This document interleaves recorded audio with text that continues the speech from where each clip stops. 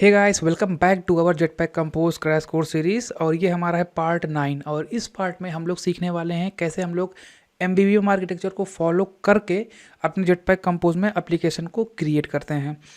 तो ये हमारा एप्लीकेशन है जहाँ पर आप देख सकते हो हमारे पास मूवीज़ की कुछ इमेजेस आपको देखने को मिल रही हैं। तो ये डेटा जो है ये हम ला रहे हैं अपने वेब सर्वर से। तो इस वीडियो में आप लोग सीखने क्या वाले हो। सबसे पहले हम लोग यहाँ पर जाएंगे ऑफिशियल वेबसाइट पर विच इज़ developer.android.com पर, और वहाँ पर ये चेक करेंगे कि उनका रिकमेंडेड वे क्या है ऐप को आर्किटेक्चर करने का। उसको पढ़ेंगे, उसको समझेंगे, उसके बाद हम लोग यहाँ पर कंटिन्यू करेंगे सीखना एमबीवीएम आर्किटेक्चर को। तो एमबीवीएम आर्किटेक्चर का यूज़ करके ही मैंने इस ऐप को बनाया है, और ये ऐप हम लोग इस पर्टिकुलर वीडियो में बनाने वाले हैं। तो ये हमारा है फर्स्ट स्क्रीन, ठीक है। इसका बनाने के दौरान हम लोग यहाँ पर सीखेंगे डैगर हिल्ट को। हम लोग सीखेंगे कि कैसे हम लोग retrofit which is an HTTP client उसका यूज़ कैसे करते हैं अपने ऐप में। उसके अलावा हम लोग सीखेंगे कॉइल इमेज लाइब्रेरी को हम लोग कैसे यूज़ करते हैं अपने ऐप में। तो बहुत सारी चीज़ें हम लोग यहाँ पर टैकल करने वाले हैं।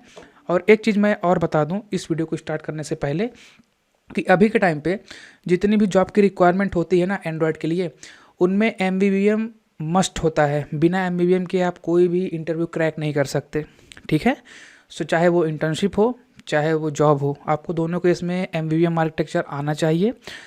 तो उसी को मद्देनज़र रखते हुए मैंने इस पर्टिकुलर वीडियो को बनाया है, सो दैट आपकी जितनी रिक्वायरमेंट हो, जितना आप इंटरव्यू में बोलना चाहो आप बोल सकते हो, अगर आप इस वीडियो को लास्ट तक देखोगे तो। ठीक है, तो ठीक है, स्टार्ट करते हैं वीडियो को और क्रिएट करते हैं इस मूवी ऐप को। तो सबसे पहले हम लोग यहाँ पर देखने वाले हैं रिकमेंडेड ऐप आर्किटेक्चर, जो कि गूगल हमको रिकमेंड करता है कि आप इस आर्किटेक्चर को फॉलो करो और इसकी हेल्प से ही आप अपने एप्लीकेशन को स्ट्रक्चर दो। तो यहाँ पर मैं इसके ऑफिशियल वेबसाइट पे हूँ, आप यहाँ पर जा सकते हो और ये चीज़ पढ़ सकते हो। मैं आपको यहाँ पर इमेजेस के थ्रू इसको जल्दी से एक वॉक थ्रू दूंगा और पूरी तरह से समझाने की कोशिश करूँगा।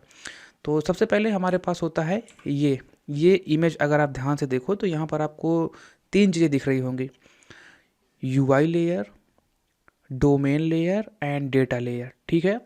डोमेन लेयर हमारा ऑप्शनल होता है, तो इसके बारे में हम लोग लास्ट में बात करेंगे। सबसे पहले हम लोग यहाँ पर बात करते हैं UI layer. UI layer actually में कंटेन क्या क्या करता है, तो उसके लिए आपको यहाँ पर UI लेयर पे क्लिक करना होगा। तो इसके बाद आपको यहाँ पर एक नया इमेज देखने को मिलेगा। यहाँ पर आप UI लेयर के अंदर देख सकते हो आपके पास होता है UI एलिमेंट, जो अपने केस में वो है कंपोजेबल्स, ठीक है। जो अपना कंपोजेबल है वो एक UI का एलिमेंट है, जाहिर सी बात है। उसके बाद हमारे पास होता है यहाँ पर स्टेट होल्डर, ठीक है। और ये जो एरो है ये जिसकी तरफ पॉइंट करेगा दैट मीन्स हमारा UI एलिमेंट अभी डिपेंड कर रहा है अपने स्टेट होल्डर पे, ठीक है। और ये स्टेट होल्डर बेसिकली हमारा होता है व्यू मॉडल क्लासेस, ठीक है। ये आप देख सकते हैं यहाँ पर लिखा है स्टेट होल्डर्स, जिसको यहाँ पर रिप्रेजेंट किया गया है। और यहाँ पर ब्रैकेट के अंदर आपको ये भी इंडिकेट किया गया है कि for example view model classes. तो ये होता है हमारा व्यू मॉडल क्लासेस, और ये दोनों चीज़ें आती हैं हमारी UI लेयर के अंदर, ठीक है। तो ये हुआ है हमारा UI लेयर। डेटा लेयर की जहाँ तक बात करें तो डेटा लेयर में हमारे पास 2 चीज़ें होती हैं, रिपॉजिटरी होता है और डेटा सोर्स होता है।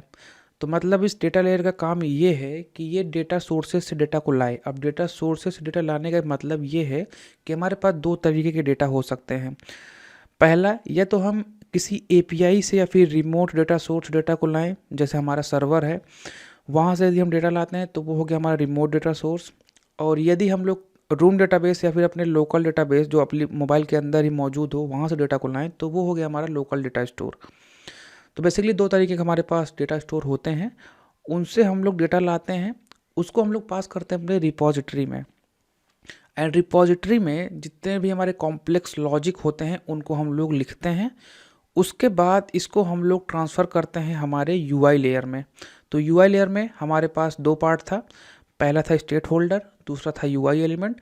तो हमारा जो रिपॉजिटरी है वो डेटा को ट्रांसफ़र करता है हमारे स्टेट होल्डर में, और स्टेट होल्डर की हेल्प से हमारा जो UI एलिमेंट है उसको ये पता पड़ता है कि हमारे पास अभी के टाइम पे ये डेटा है और उसको शो करना है, ठीक है। तो ये हुआ हमारा डेटा लेयर का काम। आप इसको प्रॉपरली पढ़ सकते हो यहाँ पर, आप अगर आपके पास टाइम हो तो आप प्रॉपरली पढ़ लो, नहीं तो जितना मैंने बताया है वही चीज़ यहाँ पर भी लिखी है, कोई यहाँ पर डिफरेंस नहीं है। तो हमने बात कर लिया अपने UI लेयर का, और अपने डेटा लेयर का। हमने यहाँ पर अपने डोमेन लेयर को स्किप किया था, तो अब हम लोग यहाँ पर डोमेन लेयर के बारे में जानने की कोशिश करते हैं। तो domain layer purely optional layer है, पहली बात तो। दूसरा बात, हम लोग इसमें भी लॉजिक को ही लिखते हैं, जैसे कोई कॉम्प्लेक्स लॉजिक है उनको हम लोग इनकैप्सुलेट करते हैं इस डोमेन लेयर में। और ये डोमेन लेयर में यदि हम कोई लॉजिक लिख देते हैं तो वो अवेलेबल होता है हमारे पास व्यू मॉडल के लिए। बेसिकली कई सारे व्यू मॉडल उसको एक्सेस कर सकते हैं। तो यहाँ पर आप उस तरह का लॉजिक को लिखते हो जिसको आप रीयूज़ करना चाहते हो कई सारे व्यू मॉडल में, तो उनको आप यहाँ पर लिखते हो और फिर अगेन वो ये कॉम्प्लेक्स लॉजिक को परफॉर्म करके डेटा को फिर से हमारे व्यू मॉडल को देता है और व्यू मॉडल ट्रांसफ़र करता है उस डेटा को हमारे यूआई लेयर में। तो ये बेसिकली इनका रिकमेंडेड आर्किटेक्चर है। अब हम लोग बात करते हैं MVVM आर्किटेक्चर क्या है। तो इसी पे बेसिकली वो बेस है, इसका जो फाउंडेशन है वो यही है, बस थोड़ा सा उसमें डिफरेंस है। तो चलते हैं अपने MVVM आर्किटेक्चर में। तो ये मैं विकीपीडिया का पेज खोला हूँ, तो इसमें हमारे पास एक अच्छा इमेज है, इसके थ्रू मैं आपको ईजिली समझा सकता हूँ। ये है हमारा मॉडल, ये है हमारा व्यू और ये है हमारा व्यू मॉडल। तो सबको मिला के बना है मॉडल व्यू मॉडल। मॉडल के बारे में सबसे पहले बात करते हैं। तो यहाँ पर आप देख सकते हो लिखा हुआ है बिजनेस लॉजिक एंड डेटा, मतलब आप यहाँ पर रिपोजिटरी को रख सकते हो और अपने डेटा सोर्सेज को रख सकते हो, उनको आप कंप्लीट करके बोल सकते हो मॉडल। वो मॉडल बेसिकली क्या करता है, आपको जितने भी लॉजिक लिखने होते हैं वो परफॉर्म करके फिर डेटा को ट्रांसफ़र करता है अपने व्यू मॉडल को। अब व्यू मॉडल और व्यू ये इंटायरली आते हैं अपने यूआई लेयर में, ठीक है। ये हो गया हमारा डेटा लेयर, ये हो गया हमारा यूआई का लेयर। दैट मीन्स हमारे पास यहाँ पर कोई डोमेन लेयर नहीं है, ठीक है। तो मॉडल से डेटा हमारे पास आया व्यू मॉडल में, और व्यू मॉडल से हमने स्ट्रीम्स की हेल्प लेके या फिर कोई भी फ्लो, लाइव डेटा या फिर म्यूटेबल स्टेट इसका यूज़ करके बेसिकली डेटा को स्टोर किया और उसको हमने अपने इस व्यू को एक्सपोज किया। तो हमारा व्यू उस डेटा को अभी लेगा और उसकी हेल्प से हमारा जो यूज़र इंटरफेस है उसको क्रिएट करेगा। अब हम लोग यहाँ पर यूज़ करने वाले हैं रिमोट डेटा सोर्स का। दैट मीन्स हमें API कंज्यूम करनी पड़ेगी। तो उस API को लेने के लिए आपको जाना पड़ेगा themoviedb.org एंड यहाँ पर सबसे पहले आप अपने आप को करेंगे रजिस्टर। उसके बाद आप यहाँ पर जाएंगे इस पर्टिकुलर आइकन पर जो कि आपका अवतार होगा, इस पर सेटिंग्स पर करेंगे क्लिक। सेटिंग पर क्लिक करेंगे तो आप आएंगे इस पेज पर एंड यहाँ पर आपको देखने को मिलेगा ये API। तो आप सिंपली इस API पर क्लिक करेंगे, आपको यहाँ पर दो टैब दिखेगा, पहला दिखेगा डिटेल्स का, दूसरा दिखेगा क्रिएट का। तो आप क्रिएट पर जाकर अपने आप के लिए एक नई API की को क्रिएट कर लेंगे, ठीक है। इतना करने के बाद हम लोग यूज़ करने वाले हैं बेसिकली ये दो API का। तो पहली API हमारी होने वाली है जो हमें लिस्ट ऑफ मूवीज़ देगी, ठीक है। सेकेंड API होगी जो हमें पर्टिकुलर मूवी की डिटेल्स ला कर देगी, ओके। तो ये दो API हम लोग कंज्यूम करने वाले हैं एंड इस API को मैं आपको दे दूंगा अपने डिस्क्रिप्शन में। तो आप सिंपली वहाँ से कॉपी कर लेना, केवल और केवल आपको रिक्वायरमेंट होगी इस API की। तो वो मैंने आपको जनरेट करना बता ही दिया। दैट मीन्स हमारे पास अभी के टाइम पे सारी इन्फॉर्मेशन है और इस REST API को हम लोग कंज्यूम कर सकते हैं। तो हमारे पास बेसिकली ये डेटा है। तो मैं क्या काम करूँगा, मैं सिंपली यहाँ पर यूज़ करूँगा JSON फॉर्मेटर का। तो इसकी हेल्प से आप JSON को प्रॉपरली फॉर्मेट कर सकते हो। सो मैं यहाँ पर सारे चीज़ को कॉपी करता हूँ, मतलब Ctrl+A एंड Ctrl+C प्रेस करके जाता हूँ यहाँ पर और Ctrl+A प्रेस करके इसको कर देता हूँ पेस्ट। तो आपके पास यहाँ पर जो इसका प्रॉपर फॉर्मेट है वो देखने को मिलेगा। तो इस तरह से बेसिकली आप इसको फॉर्मेट कर सकते हो और इसी तरह से आप अपने इस डिटेल्स को भी फॉर्मेट करके प्रॉपरली इसको देख सकते हो, समझ सकते हो कि उसका JSON हमें क्या रिस्पॉन्स में दे रहा है। तो यहाँ पर हम लोगों ने सेटअप कर लिया है अपना जो भी API हमें कंज्यूम करनी है उसको, और हम लोग अब प्रोसीड करेंगे अपने प्रोजेक्ट के साथ। प्रोजेक्ट को क्रिएट करने के लिए सबसे पहले आपको यहाँ पर न्यू प्रोजेक्ट पर क्लिक करना होगा, एम्प्टी कंपोज एक्टिविटी को सेलेक्ट करना होगा। नेक्स्ट आप अपने ऐप का नेम देंगे। तो मेरे ऐप का जो नेम है वो है मूवी ऐप, क्योंकि हम लोग यहाँ पर एक मूवी डिटेल्स एप्लीकेशन को क्रिएट कर रहे हैं। और बाकी सब चीज़ें मैं यहाँ पर कोई छेड़छाड़ नहीं करता हूँ। मिनिमम SDK आप चेंज कर सकते हो, मैं एज इट इज़ यही छोड़ देता हूँ। फिनिश पर क्लिक करता हूँ तो हमारा यहाँ पर प्रोजेक्ट क्रिएट हो जाएगा। हमारा प्रोजेक्ट यहाँ पर सक्सेसफुली क्रिएट हो चुका है। सबसे पहला काम हमें ये करना है, हमें जाना है अपने build.gdal मॉड्यूल ऐप लेवल में, जो कि यहाँ पर आपको दूसरे नंबर पर देखने को मिल रहा है। इस पर आप क्लिक करेंगे। यहाँ पर हम लोग बेसिकली ऐड करते हैं डिपेंडेंसी। तो सारी चीज़ें हमारा एंड्रॉयड फ्रेमवर्क हमको नहीं देता है, कुछ ऐसी चीज़ें होती हैं जो हमें थर्ड पार्टी से भी चाहिए होती हैं। लाइक हमारे केस में है ये रेट्रोफिट। तो रेट्रोफिट का यूज़ हम लोग basically as a HTTP client use करते हैं। लाइक जितने भी हमारे HTTP मेथड्स होते हैं उनको परफॉर्म करने के लिए ईजिली हम लोग इस रेट्रोफिट का यूज़ करते हैं। जैसे डेटा को लाना हमारे सर्वर से, तो उसे हम लोग HTTP का मेथड होता है जिसे हम लोग बोलते हैं गेट, तो वो हो गया एक गेट रिक्वेस्ट। अगर आप उसको नेटिवली कोड करोगे अपने आप से तो थोड़ा लंबा पड़ता है, तो उसमें एरर आने के चांसेस ज़्यादा होते हैं। तो उस केस में हमें यूज़ करना होता है ये रेट्रोफिट, जो कि एक थर्ड पार्टी लाइब्रेरी है। अब ये तो हमारे फ्रेमवर्क में है नहीं, तो इसको ऐड करने के लिए हम लोग यहाँ पर डालते हैं इम्प्लीमेंटेशन। ठीक है, बिल्कुल इसी तरह से हमारी ये कॉइल इमेज है। तो बेसिकली इसकी हेल्प से हम लोग नेटवर्क का जो इमेज होता है, मतलब URL के थ्रू इमेज को डाउनलोड करके यूज़र को शो करते हैं। डैगरहिल्ट एक डिपेंडेंसी इंजेक्शन फ्रेमवर्क है और इसकी हेल्प से हम लोग डिपेंडेंसी इंजेक्शन को परफॉर्म करते हैं। ये सब मैं आपको डिटेल में बताऊंगा, डोंट वरी अगर आपको समझ नहीं आ रहा है तो। ओके, तो प्रोजेक्ट सेटअप करने के लिए आपको कुछ चीज़ें और करनी होंगी। लाइक यहाँ पर आपको कंपोज ऑप्शन के अंदर जाके लेटेस्ट कंपोज वर्जन डालना होगा। मेरे केस में अभी के टाइम पे है 1.3.2। उसके बाद आपको जाना होगा यहाँ पर कंपाइल SDK में, आपको 33 इसको करना है, टारगेट SDK 33 करना है, और आपको यहाँ पर प्लगइन ऐड करना है। ये प्लगइन डैगरहिल्ट के लिए है और ये प्लगइन हमारा होता है कॉटलिन एनोटेशन प्रोसेसर के लिए, जो हम लोग एनोटेशन डालते हैं। बताऊँगा इसको मैं, आप टेंशन मत लो अगर आपको समझ नहीं आ रहा तो। इसके बाद आप लोग चलेंगे ये प्रोजेक्ट लेवल के build.gradle में। यहाँ पर आपका जो ये कंपोज UI वर्जन है, इसको यूज़ हम लोगों ने यहाँ पर कर रखा है। यहाँ पर देख सकते हैं आप, तो इसको आपको यहाँ पर सेट करना है 1.3.2 जो कि लेटेस्ट है। उसके अलावा आपको यहाँ पर डैगरहिल्ट के लिए प्लगइन अगेन ऐड करना पड़ता है प्रोजेक्ट लेवल में। और यहाँ पर आपका जो कॉटलिन का वर्जन है वो 1.7.20 है, एटलीस्ट जब मैं ये रिकॉर्ड कर रहा हूँ। तो मैं लेटेस्ट टूल्स के साथ यहाँ पर इस एप्लीकेशन को क्रिएट करूँगा। इतना करने के बाद आपको यहाँ पर सिंक नाउ का ऑप्शन आएगा, आप सिंपली सिंक कर लेंगे प्रोजेक्ट को। ठीक है, उसके बाद यहाँ पर आपको एक डायलॉग दिखेगा जिसमें पूछा जाएगा कि आप माइग्रेट करना चाहते हो, तो आप यहाँ पर सिंपली रन माइग्रेशन पर क्लिक करना, तो आपका जो कॉटलिन है वो माइग्रेट कर जाएगा। ये हमारा है सेटअप। तो यार यदि आपको ये थोड़ा सा ओवरवेलमिंग लग रहा हो तो डोंट वरी, ये ईजी है, आप हैबिचुअल हो जाओगे इससे। ठीक है, तो हम लोगों ने यहाँ पर प्रॉपरली सेटअप कर लिया है अपने ऐप को। अब हम लोग अपने मेन काम को करना स्टार्ट करते हैं। तो सबसे पहले हम लोग यहाँ पर क्या करेंगे, हम लोग यहाँ पर क्रिएट करने वाले हैं पैकेजेस को। तो यदि मैं आपको अपना आर्किटेक्चर दिखाऊं जो हम लोगों ने यहाँ पर पढ़ा था, तो उसमें हमारे पास क्या था, UI लेयर था और डेटा लेयर था। डोमेन लेयर ऑप्शनल है, जो कि हमारे केस में यूजेबल नहीं है क्योंकि हम लोग यहाँ पर कोई कॉम्प्लेक्स लॉजिक को नहीं लिखने वाले। ओके, तो सबसे पहले हम लोग यहाँ पर डेटा लेयर के लिए एक पैकेज को क्रिएट करते हैं। तो चलते हैं अपने प्रोजेक्ट में और यहाँ पर राइट क्लिक न्यू पैकेज और इसका हम लोग नाम देते हैं डेटा। ठीक है, और उसके बाद हमारा जो UI लेयर है उसको मैं यहाँ पर क्रिएट करूँगा UI लेयर के नाम से। ओके, तो हमारे पास यहाँ पर क्या है, 2 लेयर क्रिएट हो चुके हैं इन फॉर्म ऑफ पैकेज। तो डेटा के अंदर हमारे पास क्या होता है, डेटा के अंदर हमारे पास होता है रिपोजिटरी। ठीक है, तो यदि आपको ध्यान नहीं हो तो आप यहाँ पर देख सकते हैं रिपोजिटरी, फिर हमारे पास होता है डेटा सोर्स।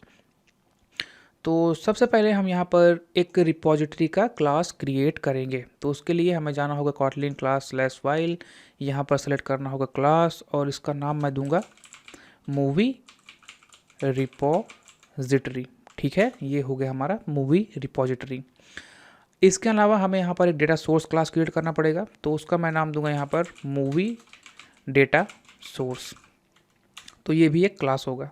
ओके, तो हम लोगों ने डेटा लेयर के अंदर 2 चीज़ों को क्रिएट कर लिया है। अब UI लेयर के अंदर हमें क्या करना है, पहले तो हमारा होगा स्टेट होल्डर, जो कि MVVM में होता क्या है, एक व्यू मॉडल। तो उसको हम लोग यहाँ पर क्रिएट करते हैं with the naming movie view model. तो ये एक क्लास होगा। फिलहाल मैं यहाँ पर केवल और केवल क्लासेस को क्रिएट कर रहा हूँ, इसको हम लोग फंक्शनल बनाएंगे थोड़ी देर के बाद। और उसके बाद हमारा इस UI लेयर के अंदर होने वाला है क्या, स्क्रीन। तो स्क्रीन क्या होगी, हमारी जेटपैक कंपोजेबल स्क्रीन्स होंगी। तो उसके लिए हम लोग यहाँ पर एक नया फाइल बनाएंगे जिसका हम लोग नाम देंगे मूवी लिस्ट स्क्रीन। ये एक फाइल होगा और इसके अंदर हम लोग कंपोजेबल बनाएंगे मूवी लिस्ट स्क्रीन। ठीक है, तो हम लोगों ने यहाँ पर क्या किया, हम लोगों ने अपना एक डेटा लेयर और एक UI लेयर बना लिया है। ठीक है, तो सबसे पहले हमें यहाँ पर करना ये है कि जो हमने यहाँ पर रिस्पॉन्सेज देखे हुए हैं, लाइक यहाँ पर मैंने इसको यूज़ किया हुआ है, तो ये रिस्पॉन्स कहाँ से आ रहा है, ये रिस्पॉन्स आ रहा है हमारे इस पॉपुलर वाले API से।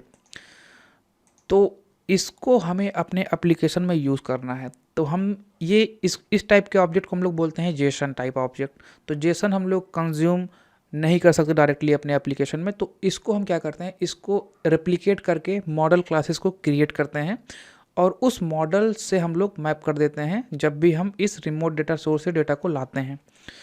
सो मॉडल क्रिएट करने के लिए आपको सिंपली इस पूरे रिस्पॉन्स को करना होगा कॉपी, ठीक है, अपने प्रोजेक्ट पे जाना होगा। आप यहाँ पर एक सिंपल सा पैकेज बना सकते हैं मॉडल नाम से, तो मैं वही कर लेता हूँ। मैं यहाँ पर एक मॉडल नाम से पैकेज बनाता हूँ, इसके अंदर जो भी हमारा रिस्पॉन्स है उसको यहाँ पर जनरेट करता हूँ उसके लिए मॉडल क्लासेस को। तो कैसे करेंगे, राइट क्लिक न्यू, यहाँ पर आपके पास एक प्लगइन होता है Kotlin data class file from Jason. अगर आपके पास ये नहीं है डोंट वरी, आप यहाँ फाइल पर क्लिक करो। यहाँ पर आपको ढूंढना होगा सेटिंग्स, सेटिंग्स के अंदर आपके पास यहाँ पर होगा प्लगइन्स, आप प्लगइन्स पे क्लिक करो एंड यहाँ पर टाइप करो कॉटलिन। तो आपको यहाँ पर मिल जाएगा जेसन टू कॉटलिन क्लास। तो आप सिंपली इसको इंस्टॉल कर लो, अपने आईडी को फिर से रीस्टार्ट कर लेना। तो उसके बाद आपको ये पर्टिकुलर प्लगइन देखने को मिलेगा यहाँ पर। तो मैं इसका यूज़ करता हूँ, इस पर मैं क्लिक करता हूँ और अपना जो रिस्पॉन्स है उसको यहाँ पर पेस्ट करता हूँ। यहाँ पर आपको केवल और केवल क्लास का नाम देना है, तो मैं यहाँ पर दूंगा मूवी लिस्ट रिस्पॉन्स, ठीक है। और यहाँ पर आप सिंपली जनरेट पर क्लिक कर देंगे। तो जितने भी आपके यहाँ पर आप बोल सकते जेसन होगा उसके जस्ट रेप्लिकेट करके ये यहाँ पर आपको क्रिएट करके दे देगा उसके लिए मॉडल क्लासेस। जैसे मेरे केस में मूवी लिस्ट रिस्पॉन्स के अंदर हमारे पास आ रहा है लिस्ट ऑफ रिजल्ट, तो बेसिकली ये लिस्ट ऑफ मूवी है। इस रिजल्ट के अंदर हमारे पास होगा उस मूवी का इन्फॉर्मेशन। तो मैं यहाँ पर इस क्लास के नेम को कर देता हूँ चेंज, ताकि ये मुझे थोड़ा सा मीनिंगफुल लगे। तो मैं इसका नाम देता हूँ मूवी, ठीक है। तो अभी के टाइम पे हमारा जो मूवी लिस्ट रिस्पॉन्स है उसमें हमारे पास क्या आ रहा है, लिस्ट ऑफ मूवी। और मैं इस स्पेलिंग को थोड़ा सही कर लेता हूँ, ठीक है। तो ये हो गया हमारा मॉडल क्लास। दैट मीन्स अभी के टाइम पे हम जो जेसन आ रहा है हमारे पास, जो हम लोग यहाँ पर रिसीव कर रहे हैं अपने लिए जेसन, इसको हम लोग इंटर कन्वर्ट कर सकते हैं हमारी इस मॉडल क्लास से, ठीक है। तो हम लोगों ने यहाँ पर अपना मॉडल रिस्पॉन्स क्रिएट कर लिया है सक्सेसफुली। तो अब हम लोग यहाँ पर सेटअप करेंगे अपने रेट्रोफिट को। तो रेट्रोफिट एक HTTP क्लाइंट है और इसकी हेल्प से हम लोग सर्वर से अपने HTTP मेथड को परफॉर्म करते हैं। तो हमारे केस में हम दोनों बार सर्वर से डेटा को लाने का काम कर रहे हैं। दैट मीन्स ये HTTP का गेट मेथड है। तो उसके लिए सबसे पहले हम लोग यहाँ पर एक क्रिएट करेंगे पैकेज जिसका हम लोग नाम देंगे नेटवर्क। और इस नेटवर्क के अंदर हम लोग यहाँ पर क्रिएट करेंगे एक इंटरफेस जिसका हम लोग नाम देंगे API सर्विस। तो इस इंटरफेस का इम्प्लीमेंटेशन हमारा रेट्रोफिट हमको लिख के देता है, ठीक है। और इसके अंदर हम लोग यहाँ पर एक फंक्शन बनाएंगे जिसका होगा गेट मूवी लिस्ट, और ये हमको रिटर्न करेगा जो हमारा रिस्पॉन्स है। तो हमने उसका मॉडल यहाँ पर बना रखा है which is movie list response, ठीक है। तो ये बेसिकली हमको यहाँ पर रिटर्न करेगा। लेकिन रेट्रोफिट को कैसे पता कि ये कौन सा रिक्वेस्ट है या फिर किस तरह का मेथड हमें यहाँ पर यूज़ करना है, तो उसके लिए यहाँ पर हमारे पास होता है एनोटेशन। तो हमारे केस में वो होगा गेट, क्योंकि हम लोग चीज़ों को केवल और केवल सर्वर से लाने का काम कर रहे हैं, ठीक है। तो इसके अंदर हमें एंड पॉइंट डालनी पड़ती है। तो हम लोग चलेंगे अपने उस पर्टिकुलर API पे विच इज़ दिस वन। तो इसको मैं कर लेता हूँ कॉपी और चलूँगा अपने प्रोजेक्ट में एंड यहाँ पर मैं इसको पेस्ट करता हूँ, थोड़ा हमें रेफरेंस लेने में आसानी मिलेगी। तो ये पार्ट हो गया हमारा बेस URL एंड जो बचे हुए पार्ट हुए वो हो गया हमारा एंड पॉइंट। तो बेसिकली मैं इसको कॉपी करके और अपने गेट में यहाँ पर डाल दूंगा, क्योंकि ये हमारा है एंड पॉइंट 3 से लेकर पॉपुलर तक। उसके बाद आपको यहाँ पर क्वेश्चन मार्क दिख रहा होगा। तो क्वेश्चन मार्क के बाद जितनी चीज़ें होती हैं वो होती हैं क्वेरी। तो क्वेरी को ऐड करने के लिए अपने लिंक में हम लोग यहाँ पर यूज़ करते हैं क्वेरी एनोटेशन का। इसके अंदर जो हमारा क्वेरी का नाम है विच इज़ API की, इसको यहाँ पर भेज देंगे एंड जो इसकी वैल्यू होनी है उसको हम लोग यहाँ पर एज अ पैरामीटर पास कर देंगे, ठीक है। तो इस तरह से बेसिकली हमारा ये गेट रिक्वेस्ट कंप्लीट हुआ है। अब हम लोग मूव ऑन करेंगे अपने मूवी डेटा सोर्स में एंड यहाँ पर मैं पास करूँगा इस API सर्विस को। इसके अंदर हमारे पास फंक्शन होगा जिसका नाम होगा गेट मूवी लिस्ट, और ये बेसिकली हमको हमारा API सर्विस का यूज़ करके कॉल करेगा इसके गेट मूवी लिस्ट को। और यहाँ पर इसकी रिक्वायरमेंट है API की। सो API की मैं यहाँ पर एम्प्टी फ़िलहाल के लिए पास कर देता हूँ, ठीक है। तो ये हुआ हमारा मूवी डेटा सोर्स के अंदर का जो मेथड है वो, ओके। नाउ हम लोग मूव ऑन करेंगे अपने रिपोजिटरी में एंड यहाँ पर एक और हम लोग फंक्शन बनाएंगे गेट मूवी लिस्ट नाम से, ठीक है।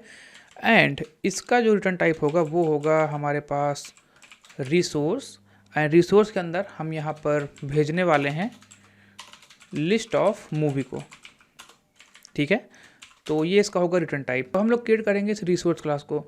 इस रिसोर्स क्लास की हेल्प से हम अपने स्टेट को मैनेज करते हैं। ओके, लाइक ये हमारे पास डेटा आ रहा है तो वो सक्सेस का स्टेट है, यदि हमारे पास कोई एरर आ रहा है तो वो एरर का स्टेट है, या फिर हमारे पास अभी डेटा सर्वर से आने वाला है तो उस केस में हमारे पास जो स्टेट होगा वो होगा लोडिंग का। तो इस स्टेट को रिप्रेजेंट करने के लिए हम लोग यहाँ पर इस रिसोर्स का यूज़ करते हैं। तो इसको हम लोग क्रिएट करते हैं। तो इसके लिए हम लोग यहाँ पर एक पैकेज बनाएंगे जिसका हम लोग नाम देंगे कॉमन, क्योंकि ये सबको अवेलेबल होगा। इसके अंदर हम लोग यहाँ पर एक क्लास बनाएंगे जिसका हम लोग नाम देने वाले हैं रिसोर्स, ठीक है। तो यहाँ पर ये जेनरिक होता है, तो यहाँ पर मुझे टाइप पास करना होगा टी, एंड इसके अंदर हमारे पास होता है टी, ठीक है। ये हमारा हुआ नल, तो ये बेसिकली डेटा होगा। एंड सेकेंड इसका जो पैरामीटर होता है वो होता है मैसेज। तो सपोज़ कोई एरर आती है तो उस केस में हमें मैसेज पास करना होता है, तो इसलिए यहाँ पर हमने मैसेज यूज़ किया है, और ये भी होगा नल। अब इसके अंदर जितने भी आप स्टेट क्रिएट करना चाहते हो वो आप कर सकते हो। लाइक मेरे केस में हमारा जो पहला हुआ वो हुआ लोडिंग का केस, ठीक है। इसके अंदर हमें कोई चीज़ पास नहीं करनी है, और इसको हम लोग एक्सटेंड करेंगे अपने इस रिसोर्स से, ठीक है। तो ये हुआ हमारा लोडिंग का केस। सेकंड हमारे पास हुआ सक्सेस का केस। मान लो डेटा हमारे पास हमारे रिमोट डेटा सोर्स से आ चुका है, तो उस केस में हमें इस डेटा को पास करना होगा, तो वो हम इस क्लास के अंदर पास करेंगे। एंड यहाँ पर हम लोग रिसोर्सेज को एक्सटेंड करेंगे, और डेटा की जगह हम लोग अब के टाइम पास करेंगे ये डेटा जो हमें यहाँ पर से रिसीव हुआ है, ठीक है। तो ये हुआ हमारा सक्सेस का केस, ठीक है। अब बिल्कुल इसी तरह हमारे पास होगा एरर का case, error type T, and यहाँ पर मुझे भेजना है मैसेज। ये एक्सटेंड करेगा हमारे रिसोर्स को, और यहाँ पर हमारा जो मैसेज है वो हमें पास करना होगा, ठीक है। तो कुछ इस तरह से हम लोग अपने स्टेट, जितने भी हमारे स्टेट हैं यहाँ पर, उसको हमने यहाँ पर यूज़ कर लिया है। लाइक लोडिंग के लिए हमने एक अलग स्टेट बना ली है, सक्सेस के लिए एक अलग स्टेट बना ली है, एरर के लिए एक अलग स्टेट बना ली है, ठीक है। तो हम लोग इनका यूज़ करके प्रॉपरली ये बता सकते हैं कि अभी के टाइम पे जो स्टेट है वो क्या है। तो इसका यूज़ चलिए करते हैं अपने मूवी रिपोजिटरी में। तो यहाँ पर मैं सबसे पहले तो इसको यहाँ पर करने वाला हूँ इम्पोर्ट, एंड उसके अंदर अब हम लोग यहाँ पर यूज़ क्या करेंगे, यूज़ करेंगे ट्राई कैच का, क्योंकि ये एक नेटवर्क रिक्वेस्ट कॉल है, और नेटवर्क रिक्वेस्ट कॉल में एक्सेप्शन अराइज हो सकते हैं। लाइक मान लो आपके पास नेटवर्क ही नहीं हो, तो उस टाइम पे आईओ एक्सेप्शन जनरेट होगी, तो क्रैश ना हो, इसलिए हम लोग यहाँ पर यूज़ करते हैं ट्राई कैच का, ठीक है। तो यदि कोई एक्सेप्शन अराइज होती है तो हम लोग यहाँ पर यूज़ करेंगे रिसोर्स, और इसका जो एरर है उसको हम लोग यूज़ कर लेंगे। इसमें मैसेज भेजना होगा, तो इस एक्सेप्शन के अंदर हमारे पास मैसेज होता है, इसको हम लोग स्ट्रिंगिफाई करके इसमें भेज देंगे, ठीक है। और सेकंड हमारे जो ट्राई के अंदर होने वाला है वो ये होने वाला है, यदि हमारा जो डेटा है वो हमें मिल गया तो वो सक्सेस का स्टेट है, और उस केस में हम अपने डेटा को भेज देंगे। तो डेटा हमें कहाँ से मिलेगा, डेटा हमें मिलता है अपने डेटा सोर्स से। तो उसके लिए मुझे यहाँ पर एक उसका वेरिएबल चाहिए, तो private val movie data source, तो उसका यूज़ अब हम लोग यहाँ पर करेंगे। सो हम लोग यूज़ करेंगे movie data source dot gate movie list का। जैसे यदि हमारा सक्सेस का केस होता है तो हम मूवी की लिस्ट रिटर्न करते हैं, यदि हमारा एरर आता है तो उस केस में हम एक्सेप्शन का मैसेज रिटर्न करते हैं। तो इसके ट्राई के आगे हम लोग यहाँ पर यूज़ कर लेंगे रिटर्न कीवर्ड का, ठीक है। तो यहाँ पर मुझे थोड़ी सी एरर देखने को मिल रही है, तो वो ये है कि रिक्वायरमेंट हमारी है लिस्ट ऑफ मूवीज़ की, लेकिन यहाँ पर हम इसको रिटर्न में दे रहे हैं मूवी लिस्ट रिस्पांस। तो बेसिकली हमें क्या करना है, हमें इसके लिस्ट को यहाँ पर भेजना है, तो वो हमें मिलेगा रिजल्ट्स के अंदर। तो इस तरह से हमने अपना रिपोजिटरी को कर लिया है कंप्लीट। सो अब हम लोग मूव ऑन करेंगे अपने यूआई लेयर की तरफ। तो यूआई लेयर में हम लोग चलेंगे अपने मूवी व्यू मॉडल में, और इस पर्टिकुलर क्लास को व्यू मॉडल में कन्वर्ट करने के लिए हमें यहाँ पर एक्सटेंड करना होगा इसको व्यू मॉडल से, ठीक है। और इसके अंदर हम लोग यहाँ पर एक फंक्शन बनाएंगे गेट मूवी लिस्ट नाम से, एंड इसको हम लोग लॉन्च करेंगे with in view model scope, ठीक है। क्योंकि हमारा जो रिपोजिटरी का फंक्शन है वो एक सस्पेंडेबल फंक्शन है, सस्पेंड फंक्शन को हम लोग केवल और केवल कोर्टिन के अंदर से ही लॉन्च कर सकते हैं, बाय डिफ़ॉल्ट ये हमारा जो view model scope dot launch होता है ये होता है मेन थ्रेड पर, तो मैं इसको यहाँ पर ले जाऊँगा अपने dispatcher.io पर। ठीक है, अगर ये आपको समझ नहीं आ रहा डोंट वरी, आप केवल इसको यूज़ कर लेना। ठीक है, तो इसके अंदर हम लोग क्या करेंगे, हम लोग यहाँ पर कॉल करेंगे अपने उस रिपॉजिटरी के गेट मूवी लिस्ट मेथड को। तो उसको करने के लिए हमें यहाँ पर उसकी एक वेरिएबल की रिक्वायरमेंट होगी। So private val movie repository. ठीक है, तो इसका यूज़ हम लोग यहाँ पर कर लेंगे, movie repository dot gate movie list. And इसका जो रिटर्न टाइप है वो क्या है, वो बेसिकली है एक रिसोर्स। तो रिसोर्स के अंदर हमारे पास 3 तरीके के क्लास हैं, लोडिंग है, सक्सेस है एंड एरर है। ठीक है, तो सबसे पहले हम यहाँ पर एक वेरिएबल बनाते हैं और इसका हम लोग नाम देते हैं रिजल्ट, और इसमें इस रिजल्ट को स्टोर कर लेते हैं। ठीक है, नेक्स्ट मैं यहाँ पर एक व्हेन एक्सप्रेशन का यूज़ करूँगा और इसमें इस रिज़ल्ट को भेज दूँगा। अब मैं इस रिज़ल्ट के टाइप के बेसिस पर यहाँ पर चीज़ें जज करूँगा। लाइक यदि वो लोडिंग है तो हमें क्या करना है, यदि वो सक्सेस है तो हमें क्या करना है, और यदि वहाँ पर एरर आई हुई है तो हमें क्या करना है।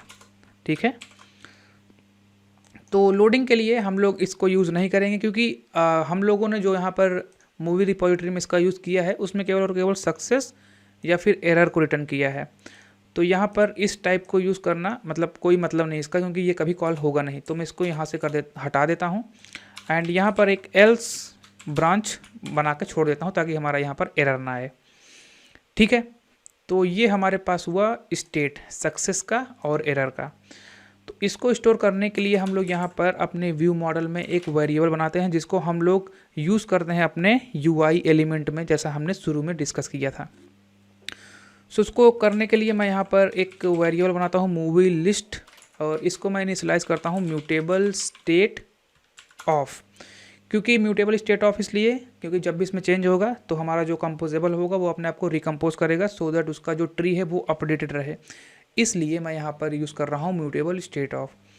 एंड इसके अंदर हमें यहाँ पर वैल्यू भेजनी होती है जिसका टाइप आप बनाना चाहते हो इस म्यूटेबल स्टेट ऑफ को। तो उसके लिए मैं यहाँ पर एक नया डेटा क्लास क्रिएट करूँगा जो कि हमारे स्टेट को होल्ड करेगा। सो मैं इस UI लेयर के अंदर ही एक नया क्लास बनाता हूँ जिसका हम लोग नाम देंगे मूवी स्टेट होल्डर। तो ये होगा हमारे पास एक डेटा क्लास। इसके अंदर हमारे पास वेरिएबल होगा इस लोडिंग जो कि एक बुलियन होगा। इनिशियलाइज करूँगा मैं इसको फॉल्स से। सेकंड है हमारे पास डेटा जिसका टाइप होगा लिस्ट ऑफ मूवी क्योंकि यही हमें रिसीव हो रहा है, एंड इसको मैं इनिशियलाइज कराऊँगा नल से। ठीक है, लास्टली हमारे पास यहाँ पर है एरर। तो यदि कोई एरर आती है तो उसको मैं यहाँ पर टाइप देता हूँ स्ट्रिंग और इनिशियलाइज कराता हूँ एम्प्टी स्ट्रिंग से। ठीक है, अब इसका यूज़ हम लोग करेंगे अपने मूवी व्यू मॉडल के इस म्यूटेबल स्टेट ऑफ के अंदर। तो मैं यहाँ पर पास करूँगा मूवी स्टेट होल्डर। ठीक है, तो इस वेरिएबल का अब यूज़ करूँगा मैं यहाँ पर इस रिज़ल्ट के अंदर। तो यदि मान लो सक्सेस का केस है तो क्या होना चाहिए, तो हमारा जो मूवी लिस्ट का वैल्यू है उसमें हम लोग यहाँ पर भेजेंगे अपने इस मूवी स्टेट होल्डर को, एंड जो इसका डेटा होगा तो इसके अंदर जाएगा क्या, इसके अंदर जाएगा हमारे रिजल्ट का डेटा। ठीक है, क्योंकि सक्सेस का स्टेट है हमें डेटा मिल चुका होगा तो इसलिए हम इसको यहाँ पर पास कर सकते हैं। जहाँ तक बात है एरर की, तो मूवी लिस्ट के वैल्यू में हम लोग एक नया मूवी स्टेट होल्डर डालेंगे जिसमें हमारे पास है एरर।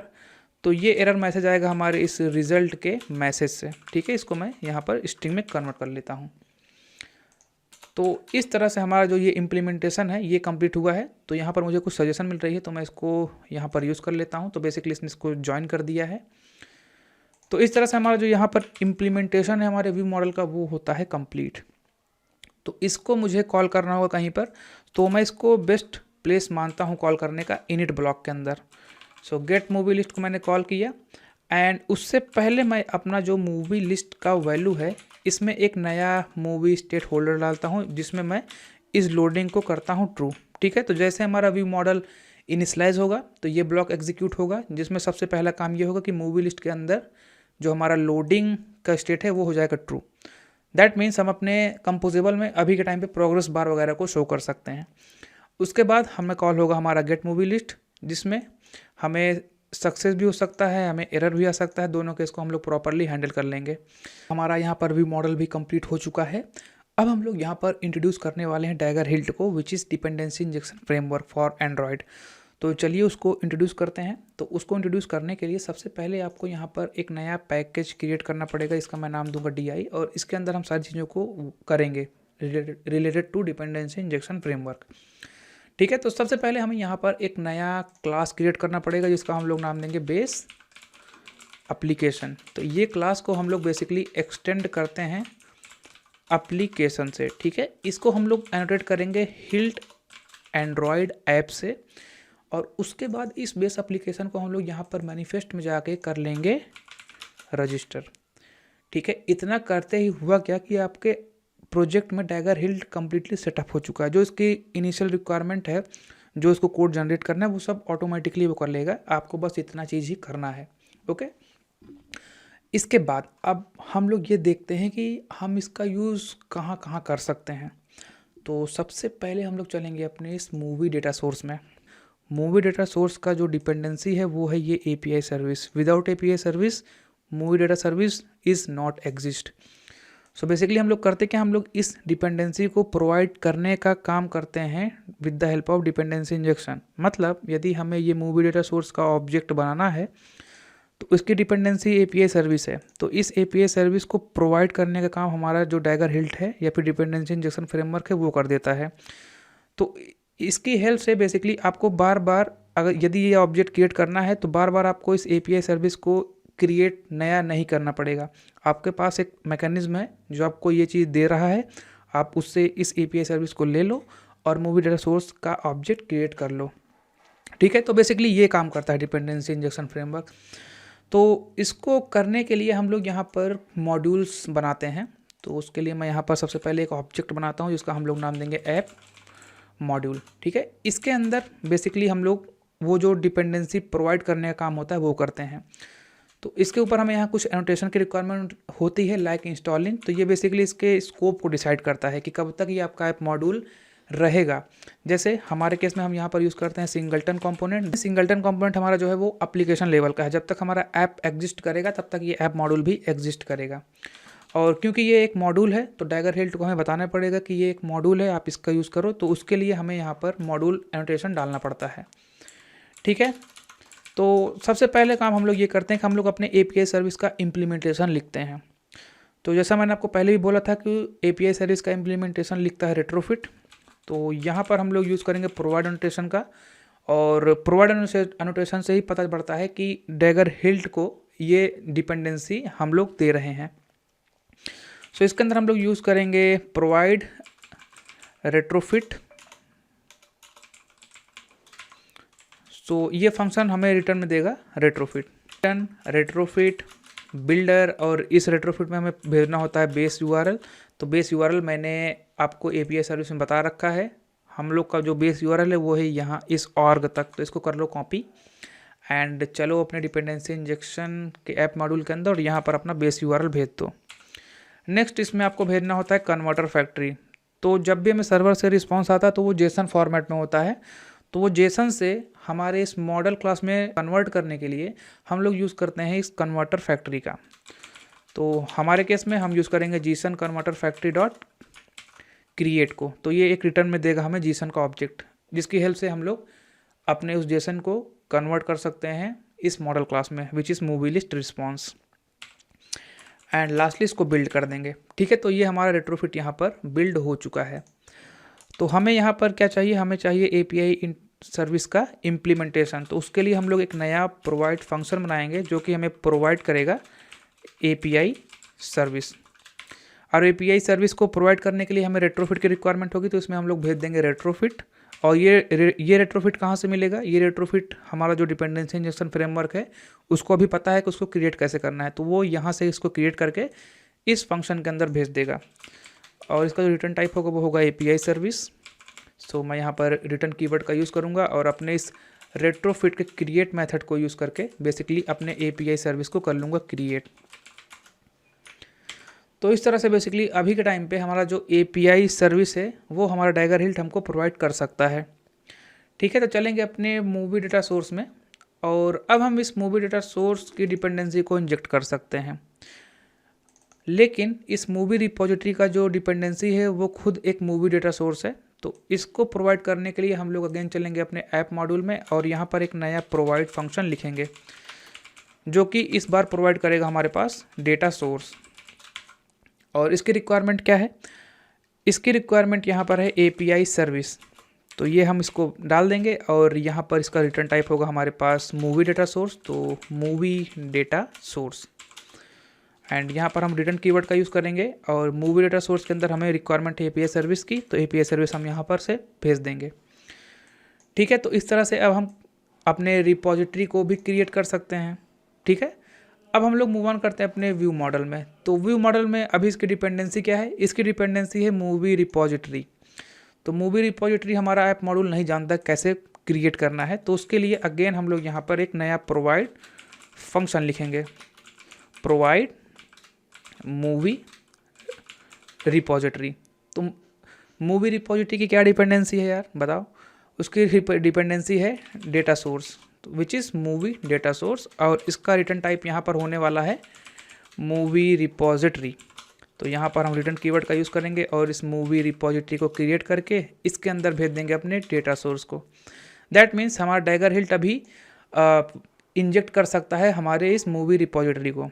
ठीक है, अब हम लोग आगे बढ़ते हैं अपने व्यू मॉडल में।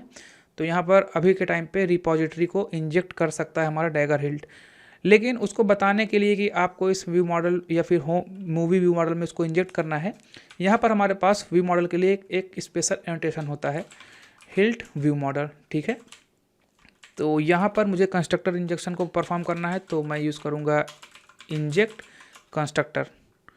तो इसकी हेल्प से बेसिकली होगा क्या कि हमारा जो रिपॉजिटरी है मूवी रिपॉजिटरी, ये इसमें सक्सेसफुली इंजेक्ट हो जाएगा। इंजेक्ट करने के लिए हम लोगों ने यहाँ पर इस इंजेक्ट एनोटेशन का यूज़ किया है, क्योंकि यहाँ पर हम लोग इस चीज़ को बोलते हैं कंस्ट्रक्टर इंजेक्शन, क्योंकि हम इस चीज़ को कंस्ट्रक्टर में इंजेक्ट कर रहे हैं।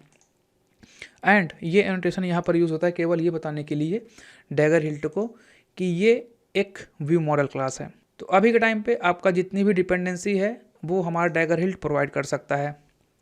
तो इस तरह से हमारा जो मूवी व्यू मॉडल का काम है विथ डैगर हिल्ट हम लोगों ने कंप्लीट कर लिया है। अब हम लोग मूव करेंगे अपने कंपोजेबल में और क्रिएट करेंगे अपने व्यू को। चलते हैं अपने इस मूवी लिस्ट स्क्रीन में और यहाँ पर कंप्लीट करते हैं अपने इम्प्लीमेंटेशन को। तो यहाँ पर हमें रिक्वायरमेंट होगी अपने व्यू मॉडल की, तो उसके लिए मैं यहाँ पर एक वेरिएबल बनाता हूँ व्यू मॉडल और इसको इनिशियलाइज करता हूँ हिल्ट व्यू मॉडल की हेल्प से। ठीक है, तो इसकी हेल्प से बेसिकली हमारा जो ये मूवी व्यू मॉडल है ये इनिशियलाइज हो जाएगा। एंड इसके अंदर मैं यहाँ पर एक वेरिएबल बनाऊंगा जिसका हम लोग नाम देंगे रिज़ल्ट, और ये रिज़ल्ट हम लोग इनिशियलाइज कराएंगे अपने व्यू मॉडल के मूवी लिस्ट के वैल्यू से। ठीक है, अब हम लोग क्या करेंगे, हम लोग इस रिज़ल्ट को चेक करेंगे। तो इस रिज़ल्ट के अंदर हमारे पास है इज़ लोडिंग। तो इज़ लोडिंग ट्रू है, दैट मीन्स आपको प्रोग्रेस बार को शो करना है। तो प्रोग्रेस बार को शो करने के लिए सबसे पहले तो मैं यहाँ पर एक बॉक्स बनाऊँगा। ठीक है, तो इसमें मैं मॉडिफायर की हेल्प से सबसे पहले तो अपने पूरे साइज़ को ऑक्यूपाई करूँगा, फिर उसके बाद इसका जो कंटेंट अलाइनमेंट है उसको मैं सेंटर में डालूँगा। इसके अंदर हम लोग यहाँ पर यूज़ करेंगे सर्कुलर प्रोग्रेस इंडिकेटर, तो वो जो प्रोग्रेस दिखता है ना बीच में वो आपको दिखने लगेगा। ठीक है, तो ये केस हुआ हमारा लोडिंग का। अब यदि हमारे पास एरर आ गई तो हम क्या करेंगे, तो उसके लिए हम लोग यहाँ पर यूज़ करेंगे रिज़ल्ट के एरर का, और यदि ये ब्लैंक नहीं होगा दैट मीन्स हमारे पास कोई एरर आई है। तो एरर के केस में हम क्या करेंगे, हम एक बॉक्स बनाएंगे और उस बॉक्स को हम लोग पूरा एरिया ऑक्यूपाई करने देंगे। ठीक है, फिल मैक्स साइज, फिर कंटेंट अलाइनमेंट को हम लोग कर देंगे सेंटर में, एंड इस बॉक्स स्कोप के अंदर हम लोग यहाँ पर क्रिएट करेंगे एक टेक्स्ट, एंड इस टेक्स्ट में हम लोग हमारा जो मैसेज मिलेगा हमारे इस रिज़ल्ट के अंदर उसको इसमें शो कर देंगे। सो हम लोग यहाँ पर यूज़ करेंगे रिज़ल्ट के एरर का। ठीक है, तो उसमें बेसिकली मैसेज ही होगा हमारा। तो ये दो केस हो गया हमारा लोडिंग का केस और एरर केस। अब हम लोग एक्चुअली में हैंडल करेंगे जब हमारे पास डेटा हमें मिल रहा हो, तो वो केस को हम लोग डिसाइड करने के लिए यूज़ करेंगे अपने रिज़ल्ट के डेटा का। तो डेटा को हमने बाय डिफ़ॉल्ट नल रखा था, यदि ये नल नहीं होगा दैट मीन्स हमारे पास डेटा आ चुका है। इसके अंदर हम लोग यूज़ करने वाले हैं लेज़ी कॉलम को, एंड लेजी कॉलम के अंदर जैसे आपको पता है हमें यहाँ पर कंटेंट डालना होता है, तो मैं कंटेंट को ना डाल के मैं यहाँ पर एक पेयर ऑफ पैरेंथेसिस को ओपन कर ले रहा हूँ एंड इसके अंदर मैं यूज़ कर लूँगा आइटम्स को। ठीक है, इस आइटम में मैं अपना जो रिज़ल्ट है उसका डेटा यहाँ पर भेज दूँगा। तो वो बेसिकली क्या है, वो है लिस्ट ऑफ मूवी। तो इसके अंदर मुझे एक एक मूवी मिलेगी और उसको मैं बेसिकली करने वाला हूँ रेंडर अपने स्क्रीन पर। तो इसके लिए मैं यहाँ पर एक आइटम बनाता हूँ, इसका हम लोग नाम देंगे मूवी आइटम, और इसके अंदर हम लोग भेज देंगे उस पर्टिकुलर मूवी को। ये कंपोजेबल होगा, इसको हम लोग यहाँ पर क्रिएट कर लेंगे।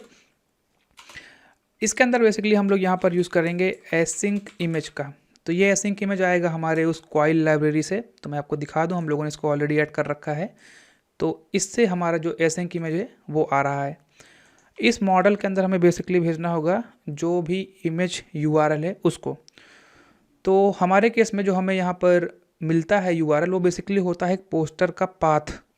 कंप्लीट URL करने के लिए आपको बेसिकली यहाँ पर यूज़ करना होगा ये URL को। तो इसको मैंने कॉपी पेस्ट कर रखा था। इसके आगे आप सिंपली अपेंड कर दोगे पोस्टर के पाथ को, तो आपका जो इमेज है उसका URL आपको मिल जाएगा। तो मैं यहाँ पर इसको एक स्ट्रिंग के अंदर पास करता हूँ एंड यहाँ पर मैं यूज़ करता हूँ इट डॉट पोस्टर पाथ। ठीक है, यहाँ पर मेरे पास है कंटेंट डिस्क्रिप्शन, तो मैं उसका नल डालता हूँ। उसके बाद मैं यूज़ करूँगा मॉडिफायर का। So modifier fill max width and इसका जो हाइट है वो हाइट मैं यहाँ पर देने वाला हूँ 220 dp। ठीक है, एंड उसके बाद मैं इसका जो आप बोल सकते हो कंटेंट स्केल है उसको डिसाइड करूँगा। तो मैं चाहता हूँ कंटेंट स्केल इसका जो है वो क्रॉप हो।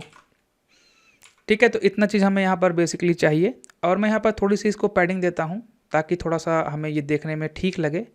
तो उसके लिए मैं यहाँ पर यूज़ करूँगा पैडिंग, और मैं केवल वर्टिकल पैडिंग दूंगा यहाँ पर 4 dp की। ओके, तो इस तरह से हमारा जो मूवी आइटम है वो भी क्रिएट हो चुका है। तो हम लोग इस मूवी लिस्ट स्क्रीन को कॉल करेंगे अपने मेन एक्टिविटी में। तो यहाँ पर ग्रीटिंग की जगह मैं कॉल कर लूँगा इस चीज़ को, इंपोर्ट करता हूँ इसको। एंड वन मोर थिंग, आपको यहाँ पर यूज़ करना होगा एनोटेशन एंड्रॉयड एंट्री पॉइंट, क्योंकि हम लोग यहाँ पर इस मूवी लिस्ट स्क्रीन के अंदर यूज़ कर रहे हैं इस हिल्ट व्यू मॉडल को। ये हमारे डिपेंडेंसी इंजेक्शन को ये बताता है कि हम लोग इसके अंदर डिपेंडेंसी इंजेक्शन का यूज़ करने वाले हैं। ठीक है, तो आपको ये एनोटेशन डालनी है। एंड इसके अलावा आपको जाना होगा अपने मैनिफेस्ट में और यहाँ पर लेना होगा इंटरनेट के लिए परमिशन, क्योंकि बिना उसके परमिशन के आप इंटरनेट को एक्सेस नहीं कर पाओगे एंड आपका जो एप्लीकेशन है वो क्रैश होगा। तो सारी चीज़ें मैंने कर ली हैं। अब मैं इस ऐप को करने वाला हूँ रन, और देखता हूँ कि हमारा जो चीज़ें हमने की हैं वो प्रॉपरली वर्क कर रही हैं या नहीं। सो ऐप हमारा यहाँ पर इंस्टॉल हो रहा है, सर्कुलर प्रोग्रेस बार, और यहाँ पर हमारे पास आया है HTTP 401। दैट मीन्स अगर आप उसको देखना है इसका मतलब क्या है, तो आप यहाँ पर सिंपली जाकर इसको देख सकते हैं 401 HTTP कोड। ओके, तो ठीक है, वैलिड ऑथेंटिकेशन नहीं है, मतलब हम लोग जो हमारा क्रेडेंशियल है वो गलत है। तो होना ही था ये, क्योंकि मैंने अपने इस मूवी रिपोजिटरी में, याद हो तो हमने यहाँ पर पास नहीं किया था इस API की को। तो इस API की को आप अपना पास करना, मैं अपना पास कर रहा हूँ। तो ये हमारा एप्लीकेशन है, आप देख सकते हो यहाँ पर चीज़ें बिल्कुल एग्जीक्यूट हो रही हैं और ये हमारे पास मूवी की इमेजेस आपको देखने को मिल रही हैं। तो इस तरह से आप MVVM आर्किटेक्चर पैटर्न का यूज़ कर सकते हो और उसकी हेल्प से आप अपने ऐप को क्रिएट कर सकते हो जेटपैक कंपोज में। नेक्स्ट पार्ट में हम लोग यहाँ पर सीखने वाले हैं जेटपैक कंपोज नेविगेशन को, एंड इसी एप्लीकेशन में हम लोग नेविगेशन को इंट्रोड्यूस करेंगे और किसी भी आइटम के क्लिक पर हम लोग नेविगेट करेंगे सेकेंड स्क्रीन पर, और वहाँ पर उस मूवी से रिलेटेड जितने भी इसकी इन्फॉर्मेशन है उसको फेच करके यूज़र को शो करेंगे। ओके, तो मिलते हैं हमें नेक्स्ट पार्ट में जहाँ पर हम इस एप्लीकेशन को प्रॉपरली कंप्लीट करेंगे। तो ये था इसका पार्ट 1, जहाँ पर हम लोगों ने केवल और केवल ये सीखा कि कैसे हम लोग MVVM आर्किटेक्चर का यूज़ करते हैं अपने जेटपैक कंपोज में, एंड इस लिस्ट को हमने पॉपुलेट की फ्रॉम सर्वर।